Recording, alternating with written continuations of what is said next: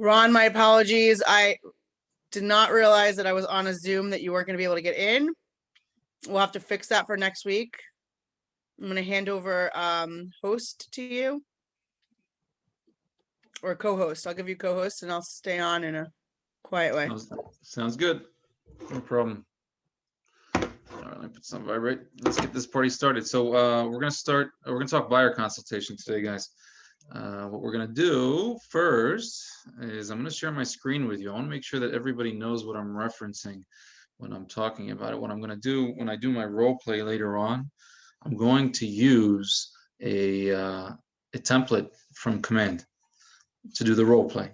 So that way, I just want to let you guys know that you have the ability to create your own buyer presentations, consultations, home buyer guides from Command as well. I just want to make sure everybody knows how to get there. So what I'm going to do is I'm going to share my screen. And where are you, buddy? Here we go.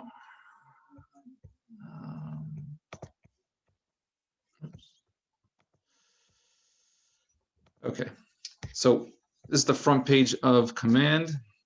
I trust to this point everybody knows how to log in. This is the first thing that appears on your screen when you go to Designs, right, which is down right there on your left corner. Everybody see that? Right there. Just click on it, and when you do, it's going to provide you a it should provide you a list. Hold on. So I created my own buyer presentation with the templates that are for buyers. You just have to click on buyers. The templates will pop up, and then the buyer presentation will pop up. So this is where you can edit, modify, delete, customize your own templates. I do want you to know that depending on how much modifications you do, it'll take anywhere from 15 minutes to an hour. It doesn't really take that long. You just gotta decide which pages you want from the template they provide you. Change the word usage, and voila, you have your own private home buyer's guide, which you can also use as your presentation, which I will also be using during my role play. So just to show you how you can use it as a tool. So let's get my PowerPoint up, and we'll start talking buyers or buyer consultations. Before we start, anybody have any questions, any particular aspect of buyer presentations, consultations, discussions that you want me to focus on a little bit more?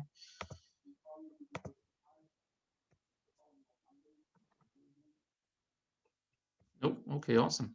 So I'll just do my spiel, and if you have anything that you want to ask, share, just stop me, unmute yourself, and we'll continue. So let's talk buyer consultation. Now, before I talk about benefits for a buyer consultation, I always like to talk about the industry and how often it's used, and the really good way to increase your awareness level about how often it is really used, just to ask a simple question. And whether it's 5 people or 50 people, I always ask the question, okay, before everybody in this room obtained their real estate license, how many of you purchased a home with a real estate agent? And then I'll get half the people.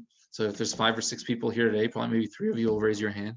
And then I ask a follow-up question and ask, okay, well, how many of those agents sat you down, discussed the buying process, spoke about the market conditions, and answered any real estate related questions you had before they showed you homes? And it's always the same response. It doesn't matter how many people are sitting in the room. It could be 100 people. It's usually between 0 and 1.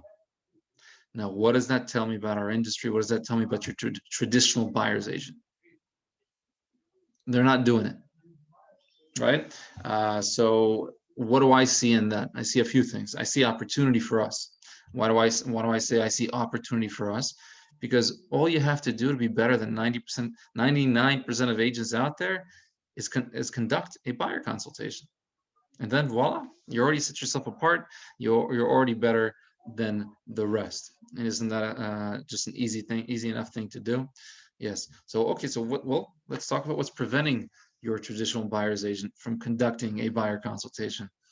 What's preventing them from doing it? What do you guys think? Why doesn't an agent do it before they start working with a client?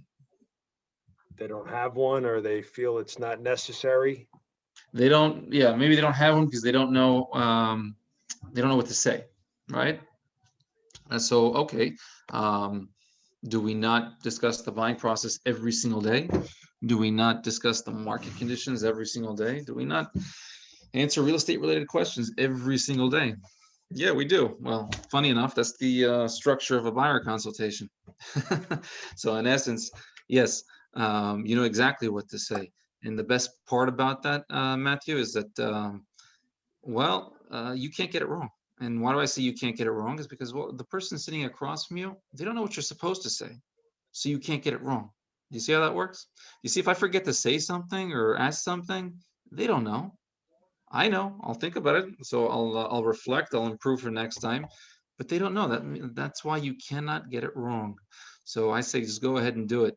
Whether you ask everything, you don't ask everything, nobody cares. It's you're improving every time you do it. All right. So you're always reflecting back and say, okay, I'll do it next time. You do it next time, you get better. You forget to ask this or that. Okay, it's fine. What else? What are some other reasons that are preventing your traditional buyer's agent from conducting a buyer consultation? Takes too much time. Too much time. Well, let me ask you a question. Does it take longer to spend 30 to 60 minutes on a buyer consultation, or does it take longer to show 30 or 60 homes? Obviously, the 30 or 60 homes. Oh, so how does it take longer?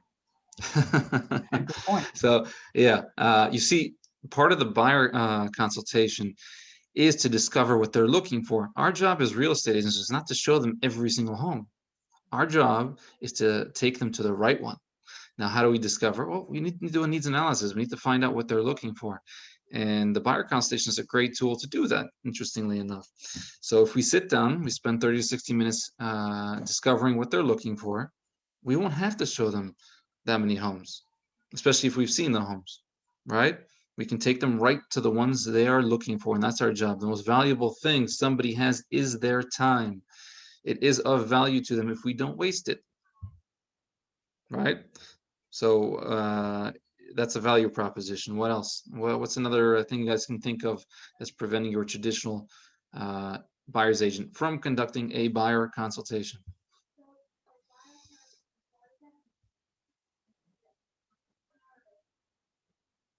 So we figure they don't know what to say. It takes too much time. What else? Any other thoughts?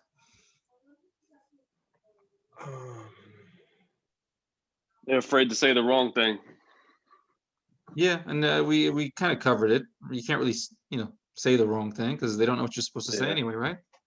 There's no right or wrong. There's always better. So, all right. Well, since we kind of covered what's preventing your traditional buyer's agent from doing it, let's talk about the benefits real quick. And so on your screen, you're going to see the slideshow. The short version of why we conduct a buyer consultation is to increase the likelihood they work with us and nobody else. That's the short version, right? When we conduct buyer consultations, discussions, presentations, whatever you want to call them, they're going to leave that room and they're going to think, I don't want to work with anybody else other than this agent, because you're going to communicate a lot of things. You're going to communicate expertise. You're going to build rapport. You're going to educate them. You're going to make them feel more comfortable, more confident, and you're going to do all kinds of things with this one discussion. So that's why it increases the likelihood they work with us and nobody else. And of course, the long version is, yes, it helps build rapport, trust, loyalty with the client. We're going to set expectations for them of us and us of them. They don't do this every single day. We do this every single day. If we do not set the expectations, they will set their own. What happens when they set their own? Surprise, that's what happens. And not just one, many surprises throughout the transaction. If you like surprises, by all means, don't do it. If you don't like surprises, I would set the expectations in the buyer consultation. So, we're going to educate them with the buying process. Of course, we're going to answer any real estate related questions they have. Another thing that's not on the slide in front of you is we're going to handle as many objections as we can upfront. We can handle generally about 90% of the objections that'll pop up in this one meeting. So what are some common objections that pop up in a real estate transaction? Have you guys ever had somebody drag their feet selecting an attorney? And then maybe you got kicked out of attorney review. Maybe they went to the backup offer. Maybe they got the other side frustrated. You could lose a deal over not being ready with attorney info. Well, you can handle it right here, right, even before you show them one house. What about submitting offers? Have you ever had a delay? Oh, they like this house and they're ready to submit an offer, but they want to review the documents. They want their attorney, they want their family, they want their whatever it is they want. They want this, or that, and they drag their feet signing the documents so you can submit. And what happens to the house in the meantime? Oh, it's gone, gone, gone. Have you ever had somebody during the inspection period just take the entire report and send it to the other party? Oh, and there's 12 offers standing behind them. Yeah, see, they don't know what to do. If we don't handle those objections up front, we don't set the expectations up front, you're going to have surprises. So the buyer consultation is a great tool to make sure to increase the likelihood you get a smooth transaction. That's the ones we like, right? Any questions so far about anything that I said? I covered everything? All right. So a few things I want to talk to you about when it comes to buyer consultations, presentations, is structure and value. Now, I'm going to try not to confuse you. It's a lot of information I'm going to be throwing at you, but the intention is to provide you value, is to let you know that there's an easy way to construct one, and that we need to communicate value, especially in today's market. What does it cost to hire a buyer's agent in the state of New Jersey? $0, right? So for the same price of $0, would you like to hire an agent that provides you as much value as possible, or an agent that provides you no value?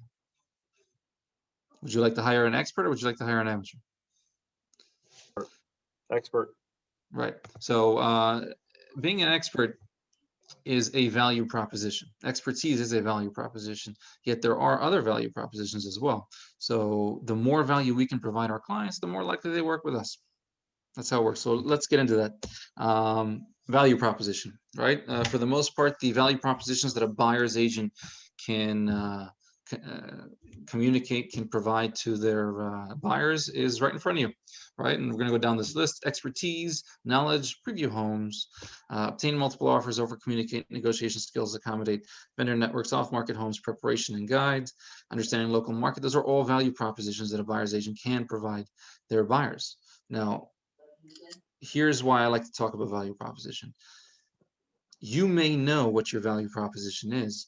The challenge, the difficulty that agents have is in communicating it. And I'll give you a perfect example. When I ask the question, why should I hire you? Why should I work with you? What's your response at that very moment, that very second? What are you saying? I'm not saying it out loud. I'm saying, think in your head, what is your response? And if you don't have a prepared response, again, it doesn't mean you don't know what your value proposition is. It just means you're having difficulty communicating it. So what I'd like to provide you guys is with a tip in this case, right? So in order to communicate value, in order to obtain yeses, in order to obtain compliance, there's an easy way to do it. And I'll give you a few examples on how to use it with these particular value propositions. And I say, hey, John, would it be helpful to you if I saw homes before you did? And you'd say yes. And I said, hey, Matt, would it be of value to you if I called your attention to homes that aren't on the market before anybody else? And you'll say, yeah, of course. And and then I'll say, hey, Spencer, would it benefit you if we discussed the buying process, spoke with the market, just answered any questions you might have to make you feel more comfortable, more confident with the whole buying process? And he'd say, yes, of course. Why would he say no to that? So, and you can go down this list, Mr. and Mrs. Buyer, would it be helpful to you to obtain, to work with an agent that can obtain in multiple offer situations more so than your traditional agent? Yes, of course. Mr. and Mrs. Buyer, would it benefit you if to work with an agent that has a higher level of negotiation skills than your traditional agent? Yes, of course. And Mr. and Mrs. Buyer, would it be of value to you to work with an agent that understands the local market and has a special ability when it comes to pricing homes to let you know not what you're willing to pay, what another buyer is willing to pay? Would that be helpful to you? Yes, yes, yes. Value, value, value. Now, if you notice, an easy way to communicate value is just to ask in the form of a question where you're also obtaining compliance. Would it be helpful to you insert value proposition, obtain yes. Would this be a benefit to you? Insert value proposition, obtain a yes. Is this of value to you? Insert value proposition, obtain a yes. It's just an easy way to communicate value. Now, what happens throughout the buyer consultation and throughout our relationship and conversations, we're always communicating value. Those words, they help us obtain yeses, obtain compliance, and help them stick to us more and increase likely they work with us over another agent. Does all that, everything I just said should make sense? Did you have any questions, concerns, thoughts about anything?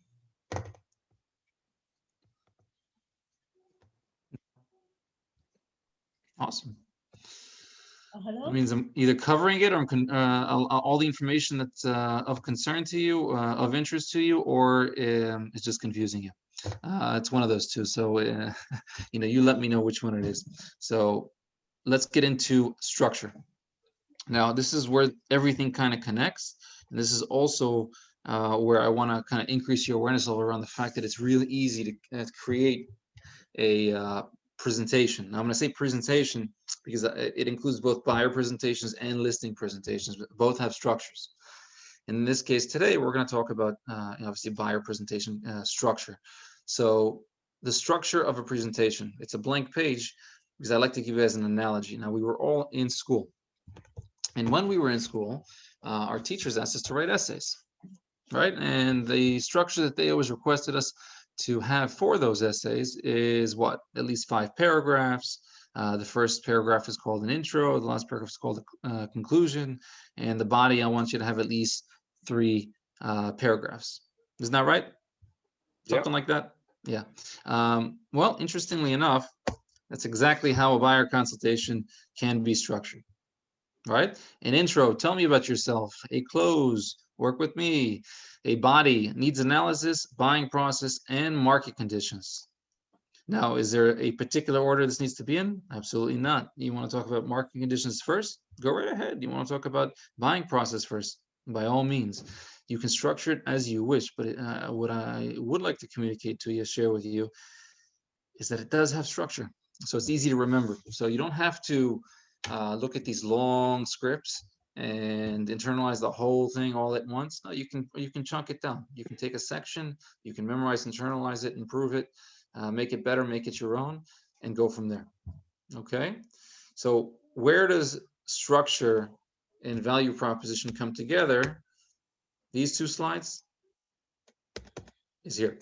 So during the intro, we're obtaining yeses, we're communicating value. During the body, we're obtaining yeses, communicating value. During the close, we're obtaining yeses, communicating the value. And what it looks like is value, value, value, yes, yes, yes. And by the time you get to the ending, what are you doing when you're closing? Is it an easier yes or a harder yes? Yes. Yes, yes, yes, go for the close. Yes, it makes it that much easier to obtain yeses, to have them work with you.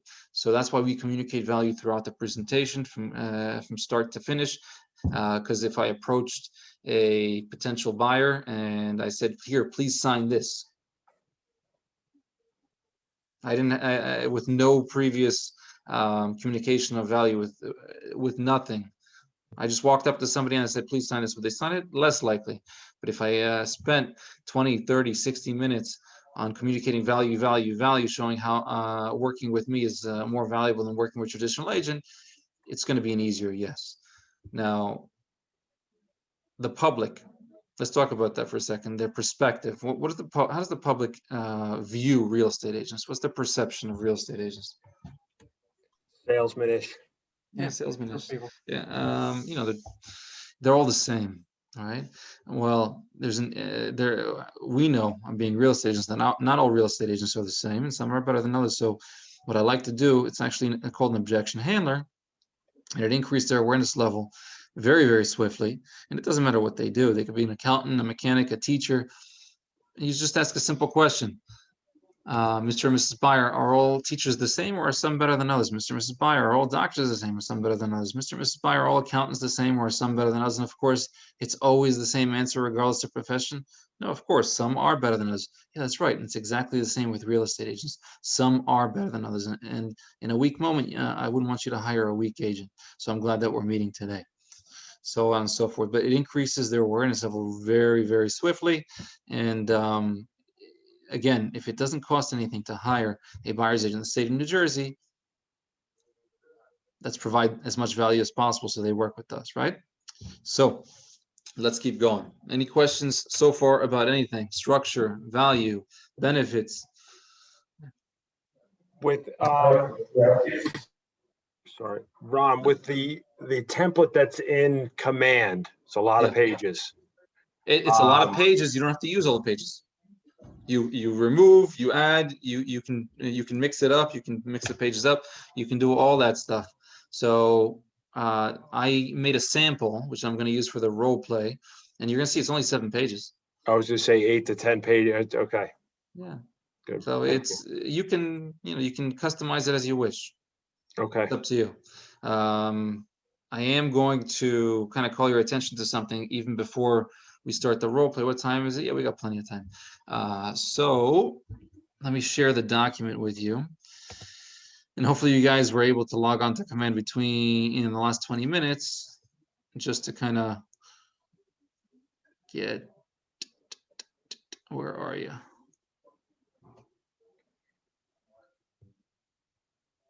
No. Did I close the document? I must have closed the document. Let me open it up back on my computer. Hold on, everybody. In the meantime, think of questions to ask me while I'm looking for this particular document. Document, download. Ah, there it is. I got it. All right. No questions? Awesome. I've got one question. The thing, we keep wanting them to say yes, yes, yes. That's understandable. Mhm. But I know when I hear somebody telling me to say yes, yes, yes, after a while, I'll just say, that's it. I'm done because it seems like he's trying to trick me into saying yes at the end, and that's always been annoying to me. So I don't know if everybody feels that way, but what do you? There's got to be a limit, I would think, to how many yeses you could put in there. No, actually, you'd want to get as many yeses as you possibly can. I'd say your goal should be somewhere between 8 and 10 yeses. All right. Everybody see the screen? Yes? Thumbs up? Can't see. None of you guys have the camera on, so I don't know. Yep. All right. So does everybody see the screen? Yes? Yes. Awesome. Okay, good. So I created a custom home buyer's guide. I call it because I don't use it as part of the consultation. I use it as just a home buyer's guide. You can definitely use it as such as well. It also helps handle objections when you send them a home buyer's guide in advance of even meeting or at any point in time. It will help you, just help them feel more comfortable and more confident. And that is the goal, right? By providing this item of value. So you'll notice I just put Tony Stark up there, but it's a custom presentation for, obviously you'll put your images and your contact info in there. And then the table of contents, I'd really love to focus on this particular page because we just spoke about structure. The structure is identical. It's just in a different form, right? So when we talk about your dream home, tell me what you're looking for. Tell me about yourselves. What's important to you, right? What your preferences are. And I'm doing actually a needs analysis and an intro, and the buying process, right? I'm talking about the buying process and your neighborhood. I'm talking about the market conditions and the promise. That's just a page on there. It's obviously it's a close, but it's still the same structure, but we're using different words. So for those of you that have seen the previous role plays that I've done before, I used a PowerPoint presentation. It was much different than this document. Yet this document, everybody has is available to them. It's at your fingertips, and we all have the same access to this document. So that's why I'm using this one for today. All right. So I just want you to be aware it is the same structure. as before, and you'll notice it's just, what does it say, 1, 2, 3, 4, yeah, 5, 6, and 7. Yeah, 7 pages. So before we do a role play, because I know that agents like to see other agents do role play compared to doing it on their own. Anything that you guys want to ask? Mention? I have a quick question. Yeah, So go ahead. I know there are so many other pages in the in Command, and you concise them to just 7 pages. Yep. When you go through it, just let us know that, how you made that just in 7 pages, all the important stuff, that we don't have to make it in 20 pages. Well, you just pick and choose the ones that fit your needs. You're gonna customize it to make it your own, really. So if you And like pages, I don't want to miss any important points. Which, can you actually share this with us so that we have it as a so that Sure. we go through it? Okay. yeah, of course. And really, I will tell you that the majority of buyers, they don't read everything word for word. You're providing, this is an item of value by all means when you're forwarding it to them as a home buyer's guide. The goal of using it as part of the role play is to just make you guys aware that there's no right or wrong when it comes to buyer presentations, buyer consultations. There's 1,000 different kinds. If you watch 1,000 agents do it, you'll see that they do it in 1,000 different ways. And sometimes it's the agent that speaks more than the client. And sometimes it's the client that speaks more. And sometimes it's using visuals like a slideshow and no paperwork. And sometimes it's using both visual and paperwork. And sometimes it's just a questionnaire that the agent's going down the list. And sometimes it's a home buyer's guide that the agent is going page by page. And there's no right or wrong. It's whatever's best for you. So I always recommend, if you see or you hear something that you like, go ahead and make it your own. And if you see or hear something you don't like, forget about it. Don't worry about it. That's so true. I agree. Thank you. My pleasure. I'm not telling you this is the best way to do it. I'm telling you this is one way you could do it. Okay. Thank you. All right. All right, let's get going. Well, since would you like to volunteer to just say a few yes, no, no's? Sure. Just to be a buyer? Okay, well, you'll be Mrs. Buyer then. All right, Mrs. Buyer. So typically before we even get to the buyer presentation, I'm pre-qualifying.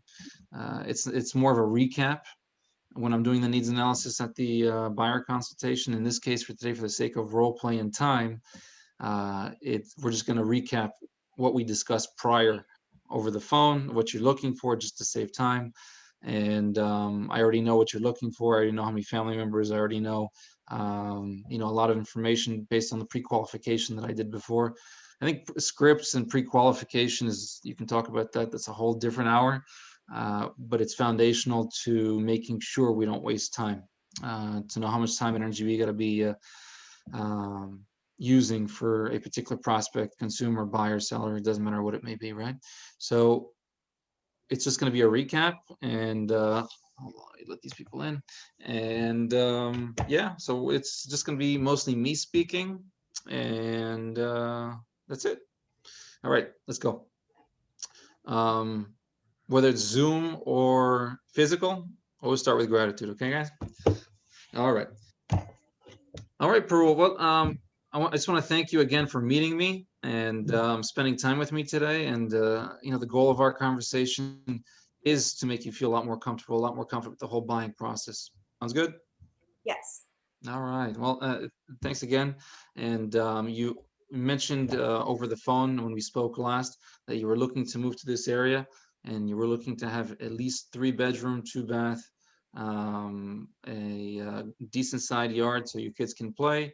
It's important to you that your schools are good in that area and that you're close to transportation. Is that right? Yes. Yeah. And is there anything else that I missed that's important to you?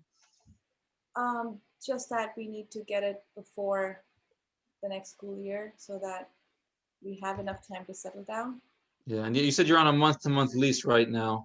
So really, when you find the right one, the perfect one, you can just you're ready to make a move. Is that right?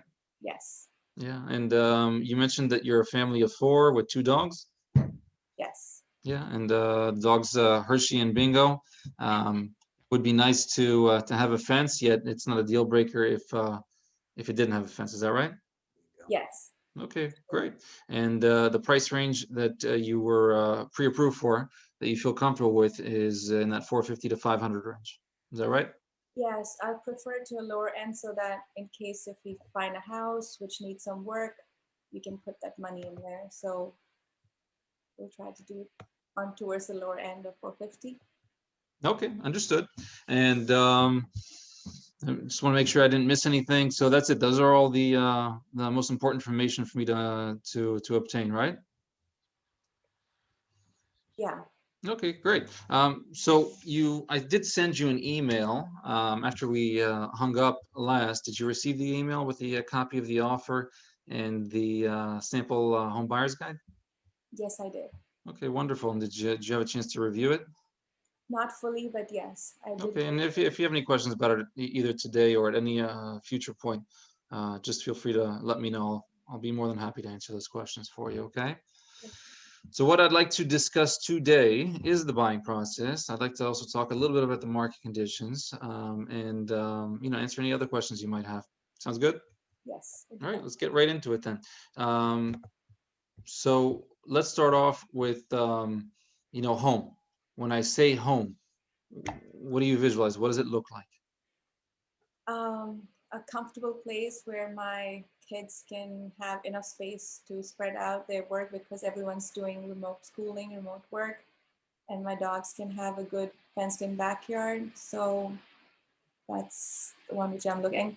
And a great kitchen where, a big island, everyone can, be together. And so certain things like we discussed before. Okay, and what's important about that? Just so that, I have enough entertainment space. I can have people over. I mean, after COVID, of course. So I need a bigger kitchen because that's the center point of the house. And because we are renting right now, I feel the cramp of the space. So I need more space to spread out. So if it's a small kitchen, it's going to be a deal breaker. That's what I'm hearing. Yeah, exactly. Yep, I need a Okay. big.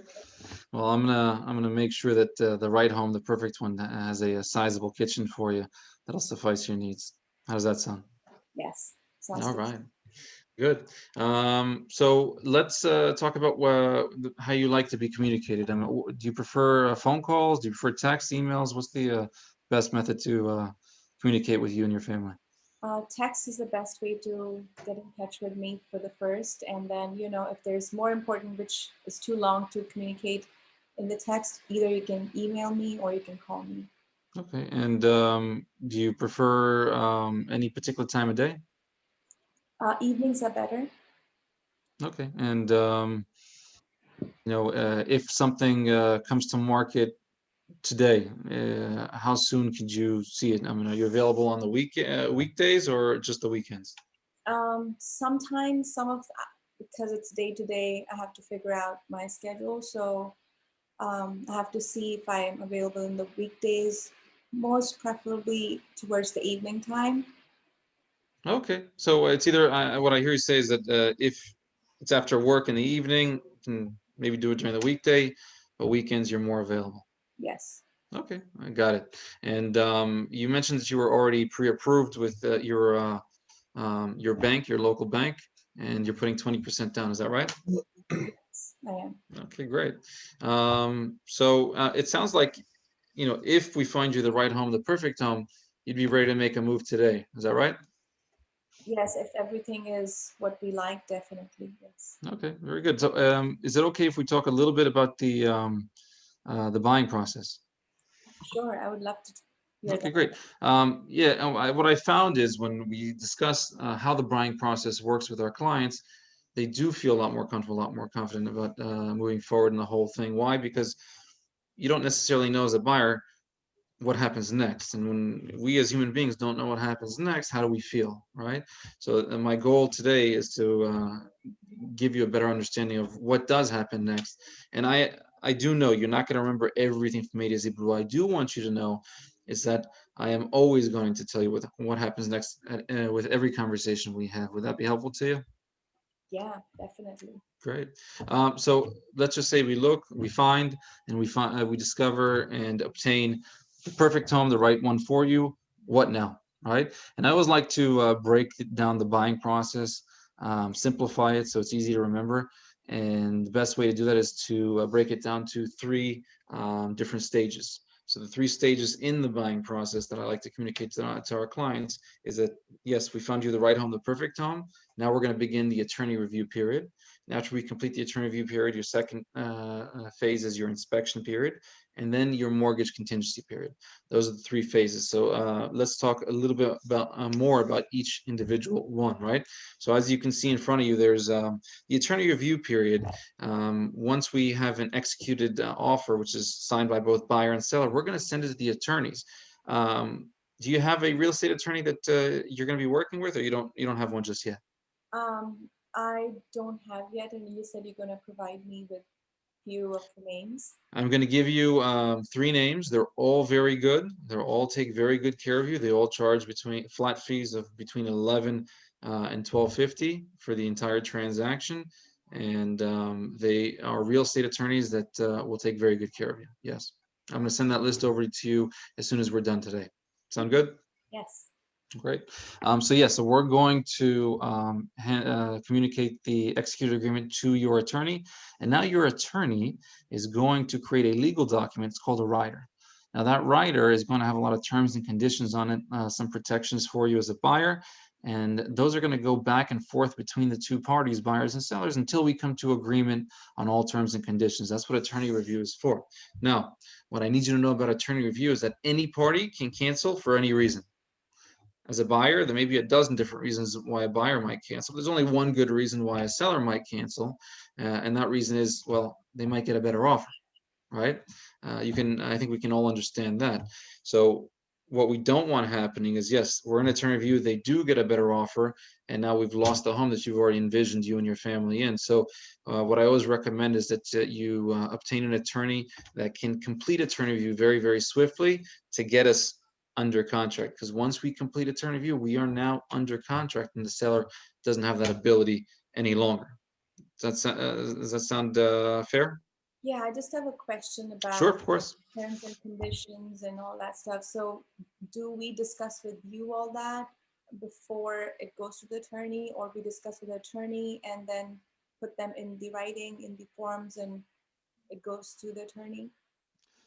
So what is it that you need to discuss with me? I didn't hear that last sentence. The terms and conditions. So the terms, so yes, so the offer that I sent you a sample offer for, Mhm. it's a standard form.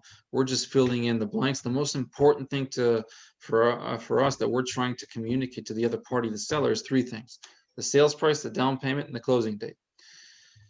During attorney review, the attorney will basically make that original offer null and void, and those riders will be superseding any previous agreement, which is why they're going to create their own riders with all their own terms and conditions in order to protect you. So anything we change in the Anything can be writing? changed. Okay. Yeah, anything and everything can be changed with a rider. Yes. If the seller disapproves with certain of our conditions which we put in there, you're gonna negotiate for us, or how does that work? It's the attorney. I can push things on my end from the agent line of communication, yet it's typically the terms and conditions need to be agreed upon on the attorney level. So it comes back to us from the attorney that, okay, there's a problem going on. What do you want to do? So we communicate directly with the attorney. Yes, and if there's any concern or issue or anything that's holding us up, I'll definitely advise you best I can as well. Perfect. Thank you. My pleasure. So so we've come to agreement on all terms and conditions. We've completed attorney review, and now we're going to enter the second phase called the inspection period. It's pretty self-explanatory. We're going to get a home inspector. That home inspector will conduct a home inspection. We'll obtain a home inspection report. We will then review that report together. We'll create a short list of items that are most important for you to request from the seller's address. We're going to provide it to your attorney, and then we're going to send it over to the other party, the seller, and it will go back and forth. It is a negotiation by all means, yet you know, it's part of the process. So it's fairly swift. The inspection contingency itself is generally 10 to 14 days.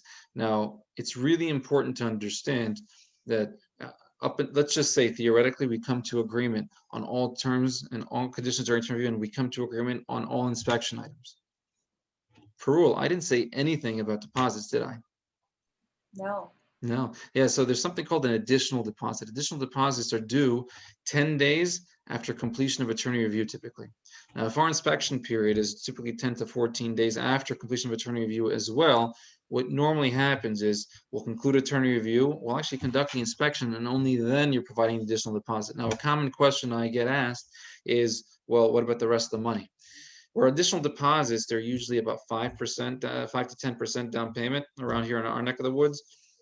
And if you're putting 20% down, well, the additional deposit of 5%, let's say, is due 10 days after completion of attorney review. The remaining 15%, that'll all be due at the closing table plus your closing costs. Got you. Thank Make you. sense? Yes, it does. Yeah. So are you going to provide the inspection, home inspection person, and also? yes. So if you don't have a home inspector that you would like to select to work with, then I will send you a list of recommended home inspectors that are also very good, will also take very good care of you as well. Yes. And that goes along with anything that you need throughout the process and even after. If you need, obviously, an attorney, a home inspector, a lender, a handyman, electrician, a roofer, a plumber, a landscaper, whatever it is that you need, I got.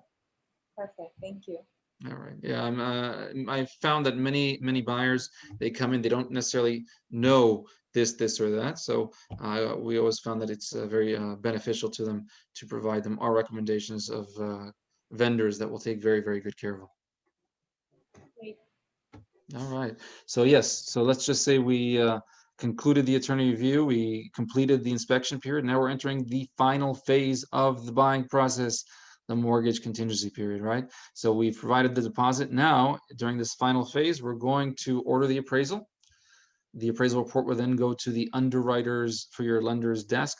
They'll review your whole file. They'll provide us with what's called a mortgage commitment letter. On that mortgage commitment letter, it's going to say, Parul, you've been approved for this loan, for this house, for this amount. Provide us these list of conditions and we will give you full loan approval and a clear to close. So what we're looking to do is to submit the conditions as quickly as we can, obtain those magic words, clear to close from your lender, and we're going to schedule a closing day and time with your attorney, and you will be a new homeowner. How does that sound? Sounds great. I'll just have a few questions. Is like, how Of much course. money do I need for the attorneys, for the inspection, for the, the appraisal, for the title company and all that stuff? So like kind of ballpark figured, and also how much do I need at the closing time? So that's a good question. So your typical attorney is between 1,100 to 1,250, at least the good ones. And that is typically also due at the closing table as part of your closing costs. Some attorneys will charge retainer fees, but they're few and far in between from what I've seen. And there are a few costs that are due upfront in a way, and that includes your home inspection, home inspectors. The ones that I'll be recommending, they all charge between $550 and $675. They're all in the same price range. They're all very good. Your appraisal is generally paid for upfront as well before it's conducted. That's usually between $500 and $600 as well. And those are the two costs, the home inspection and the appraisal, which are due upfront in a way. Everything else will be due at closing as part of your closing costs. Now, your closing costs on a $450,000 home, let's say, will range somewhere, depending when you close, between $12,000 and $13,000 typically, depending on if it's in the beginning or the ending of a quarter. The largest expense of your closing costs will be your tax reserves. So let's just say, for instance, that your tax reserves, they're going to take 5 months of tax reserves. And let's also say that it's $1,000 a month. Well, it's already $5,000. So you can see how that's the largest expense of your closing costs. Beyond that, the next largest expense are your title costs. Your title costs will also be several $1,000s, $3,000, $4,000 at this price range. It's based on sales price. And what you need to know about title costs is that all title companies charge the same amount in New Jersey. It's so the title company that the attorney ends up selecting, or you end up selecting, will just be because they have a relationship or because they have a higher level of customer service. Now, the other costs, yes, it's going to be your attorney costs, a few smaller costs, and of course, that's where you end up with that amount. Got you. That's a great explanation. Thank you. Yeah, and of course, if you have any questions about anything and everything from here moving forward, just ask me. I'll typically have an answer, and if I don't have an answer, I'll direct you to the person who has the best answer for you. Thank Okay. Mhm. All right. It's okay if we talk a little bit about market conditions, Parul? Yes. Okay, wonderful. So I get the question as well, when's the best time to buy? It's always now. It's always when you're ready and when you find the right home, the perfect home. That's the best time to buy. Now, in regards to today's market conditions, I always like to ask a question. Do you know the difference between a seller's market and a buyer's market, Parul? Not really. Can you explain that? Sure. In a buyer's market, there's typically a wealth of inventory. There's a lot of options for buyers to select from. They have more leverage in negotiations. And in a seller's market, there is very little inventory. The sellers are not just getting what they're asking for, but you also have multiple offers, and they get more than what they're asking for. And right now, Pearl, we are in what you call a very funny market. And what I mean by that is there's really only two types of products out there.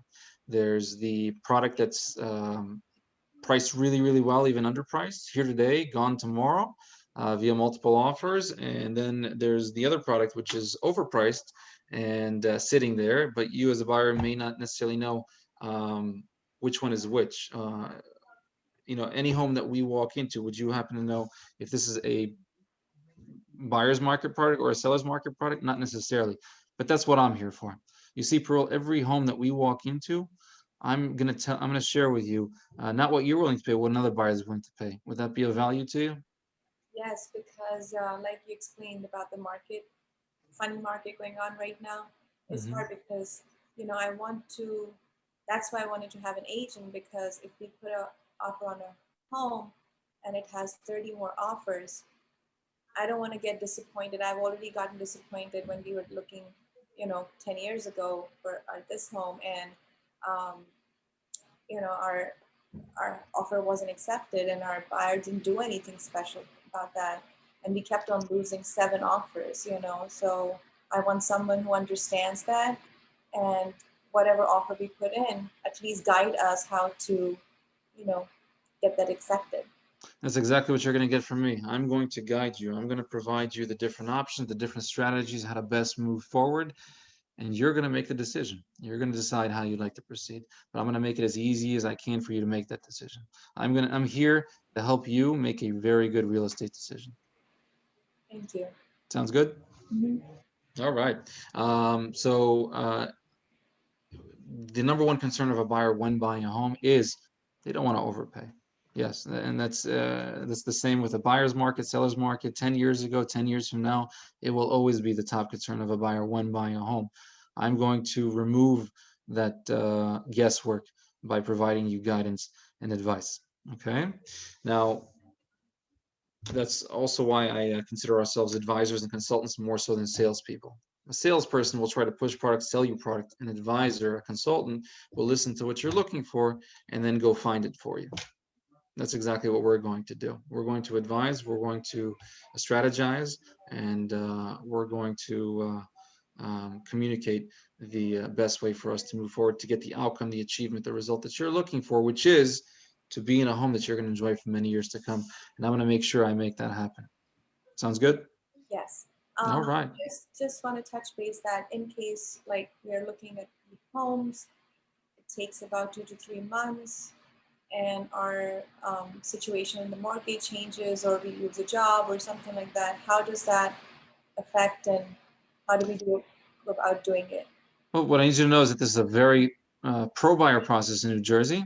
You're protected from beginning to end with different types of protections. And during your mortgage contingency period, you're protected if you do happen to get a letter of denial from the lender, which could be caused from someone being furloughed or somebody being fired.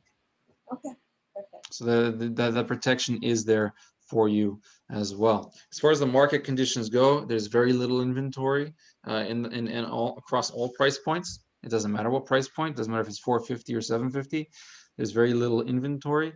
There is some inventory. What I don't want to do is I don't want you to come all the way from Queens and waste your time. That's not what I'm looking to do. So what I'm going to do, Parul, is I'm going to make sure that I see all the homes before you do. That sounds good because it's a process to come there. And also, do you recommend waiting till like March, because if there's not enough inventory, and should we wait till more houses come on the market and then start the process? How does that sound? From what we're seeing, it's not seasonal. We've had low inventory and it's only getting worse for a while now, for several months, even going back several years, depending how you look at it. When the right home comes along, that's when you should take action. So whether it be now or in March or in April or even July, whenever the right moment is, that's when we should take action. Okay. Yeah, because we don't know when the next time the right one, the perfect one is going to come along. That's why Right. we have to jump on the opportunity when they do present themselves. So I don't want to select right now, put an offer, and then maybe in like a month or two, a better choice comes in. So I'm just like trying to. Well, naturally in real estate, there's always another house. Naturally in real estate, there's always a better one. So it's a matter of finding the closest one to perfect for what you're looking for. So if we find something that suffices 90% of your needs, we have to take advantage of that opportunity because we don't know when the next time something similar to it is going to become available. Does that make sense? I agree. Yes. Yeah. All right, great. So did you have any questions about anything that I said so far? No, everything is pretty clear. Thank you. Okay, wonderful. So I do want to let you know that this real estate, buying process, I compare it to a roller coaster ride. There's a lot of ups and downs. It's never really smooth. It's more of a winding road than a straight one. But what I can promise you is that I'm always going to be there to help you find the best solution to help us move forward and help you arrive at the outcome you're looking for, which is to find you the right home, the perfect home, and one that you are going to enjoy for many years to come. That I can promise you. How does that sound? Very good. Just have a quick question that Sure. in case we like a house and we go on an open house and you're not available that day, can we go by ourselves, or do you have someone who works with you can come and show us the house, or we are available at certain time but you're not available in the weekdays and we want to see the house at like 8:30 a.m. before we start work in the morning, something like that? And or do you like set up a time which is very specific and we have to work accordingly? Or So that's a very good multi-part question, which I'll answer in parts as well. So let's talk about the first one. Open houses, yes, feel free to go as many as you like. I'm going to give you a stack of cards. The agent that's conducting the open house, you can hand them the card, and if they ask you to sign in, I'm actually going to ask you to sign in with my name, so that when you're walking Hershey and Bingo, a dozen agents don't call you for feedback and they're asking me for feedback. The second part of that question, actually, I'd like to add is for sale by owners. I need you to know that when you see for sale by owners, we're in contact with them likely already, and we will always schedule those meetings as we would any other meeting. Now, a question I get asked often with for sale by owners is, well, what about the commission? Parul, we do many for sale by owners. I always like to say, if I can't negotiate my own commission, then I guess I'm not that good. You as a buyer, don't worry about it. You're not going to pay the commission with a for sale by owner or any other type of transaction. okay, great. So if Okay. we like a house and if everything is working out, it's you're gonna be working with the. I'm going to represent and promote your best interest. Yes, and I'm going to take good care of you, whether it be a for sale by owner or another listing agent on a property that you happen to like, and it's not our listing, and that's okay. It goes back to what I mentioned before. We don't want you to overpay, do we? No. No, of course not. So when you approach a for sale by owner or you approach a listing agent, let's just say theoretically, they're asking for 500,000. And not you, but somebody else is willing to pay 470 for it. Do you believe that listing agent who works on behalf of the seller or that seller themselves is going to push you towards the 500, or they're going to promote your best interest and negotiate towards the 470 like I will? What do you think they're going to do? I think. I'm not Yeah, they're sure. gonna push you towards the 500, right? 500, Yeah, so that's where I come in. We're always going to negotiate on your behalf and promote your best interest. Now, to answer the second part of your question, the accommodation of appointments, what I need you to know is that when you hire me, you hire a team of 15 people. Now, for whatever reason, let's just say there's a home and you need to see it today at 5:30, and I already had a prior engagement. That's okay. Then Michael will be able to meet you. And if Michael's not able to meet you, then Samara will be able to meet you. And if she's not, then Tali, then Angela. There's always, always, always somebody to accommodate you 24/7. Thank you. All right. So there's always going to be somebody that takes care of you. Yes, I will be your first contact. Yet, if for whatever reason, if I'm not available, there's always somebody to answer the questions and to show you homes and whatnot. Sounds good? Very good. All right. The end. I mean, it's like I tried to cover the basics. We added some extra points in there. So instead of a 5-point presentation, it actually turned into a 7-point presentation. And that's okay. That's fine. Nobody says we can't make these presentations 20-point presentations, right? It's going to be up to you how you want to customize your presentations. Maybe one day we can do like a workshop and we can customize your own presentations. Yet there's no right or wrong. There's only what's best for you. So, we are in overtime. I do apologize for that. We're at 3:05. So hopefully there's no class that, is waiting on us. But I do want to thank everybody for being on here today. And I'm looking forward to meeting you next week at 2:00. And it will discuss another topic. Then I forget what's on the calendar, but I'm sure it's going to provide you value like we always do, because that is our goal, to provide you as much value as possible to help you learn more, grow more, faster. So thanks again for being here. If you need me, call me, Question. text me, email me. I'll respond back to you guys, okay? Ron, where do we find the buyer's agreement contract? It's in Dotloop. It's in Dot, okay. Yep, exclusive buyers agreement, okay? Ron, you are so good at talking so fluently with so much work. Yes, I and thought that so too. You feel comfortable. I mean, I felt comfortable talking to you, but us as fairly new agents might not be that swift in like answering all the questions. Do you recommend something like more infographics to be added in the presentation so that when we go through it, they can understand it better? Because you're amazing. You have been doing this Visuals for time. help consumers, people retain more information. 80% of people are visual learners. They retain information better when they see something. Keep that in mind. 17% are audio, 3% are emotional. So when you do have visual graphs, slides, something that they can look at, it does help retain information. Okay, like market trends, explaining them what's going on in the market with the buyers. Yeah, again, customize it as you wish. There's no right or wrong. There really isn't. There's no right or wrong. There's only better. Whatever is best for you, that's what you do. Perfect. Thank you. All right. All right, guys. Thanks again. We'll see you next week. Thank you. Thanks, Ron. All right. Thank you, Ron.